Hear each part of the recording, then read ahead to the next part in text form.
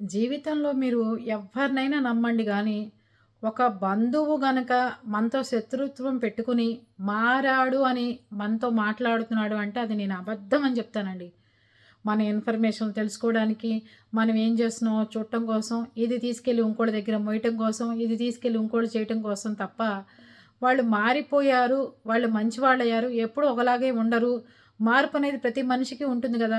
క్షమిద్దాం అని చెప్పి మీరనుకున్నారో, మీ గొయ్యి మీరే తీసుకున్నట్టవుతుంది. ఖచ్చితంగా. ఎట్లాంటి పరిస్థితుల్లో మీ గొయ్యి మీరే తీసుకున్నట్టవుతుంది.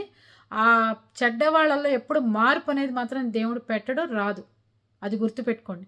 ఎవరిని నమ్మాలో, ఎవరిని నమ్మకూడదో తెలియని రోజులొచ్చినాయి. అందులో ముఖ్యంగా బంధువులు పెట్టే టార్చరు, వాళ్ళు పెట్టే దాన్నేమంటారు మారాము అని చెప్పే అబద్ధాలు ఇవన్నీ ఎక్కడ జరగవండి. ఒక్కసారి తేడా వచ్చింది అంటే, ఆ తేడా అలాగే ఉంటుంది తప్ప అదేమి అతుక్కోదు.